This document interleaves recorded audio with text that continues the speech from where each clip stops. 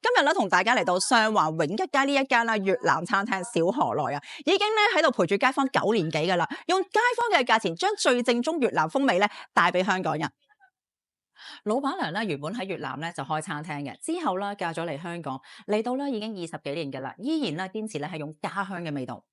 喺我隔離呢位咧就係新月呢度嘅老闆娘，亦都係大廚嚟噶。Hello，你好啊！我咧好肚餓啦，好啦好啦，咁你等多一陣，我好快安排啲嘢俾你食啊！好期待啊！哇，招牌火車頭粉啊！個湯底咧好濃郁啊，我好中意呢一個味道。哇，個湯河咧呢度咧勁足料啊，有炸肉啦、牛丸啦、牛肉啦，仲有雞絲添。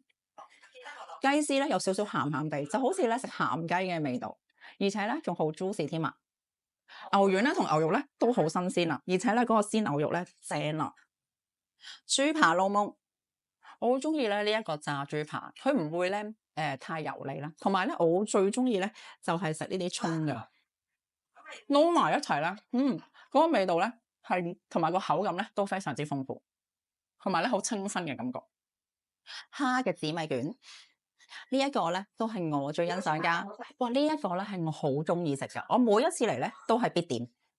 嗰個紫米卷嘅外皮咧，入口咧係煙煙韌韌嘅，裏邊咧就包住咧新鮮嘅蝦肉，每一口咧都係清甜嘅蝦肉味道。仲有咧，我好中意咧佢嗰個咧好香裏邊嘅香草味啦，同埋咧好鮮甜嗰個芒果肉。你係咧食到每一種唔同嘅配料喺度，非常之有層次感。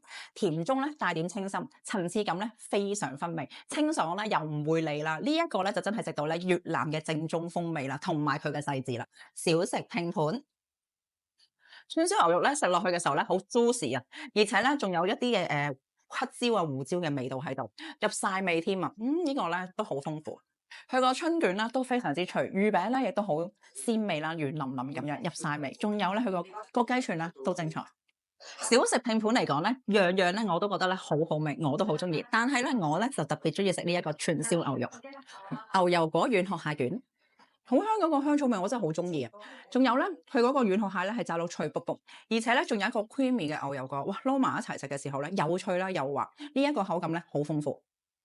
如果你哋咧都中意食地道嘅越南菜，上環呢一間啦小河內咧，用簡單嘅食材做翻地道越南菜，家方嘅價錢，日日食咧都冇壓力啊！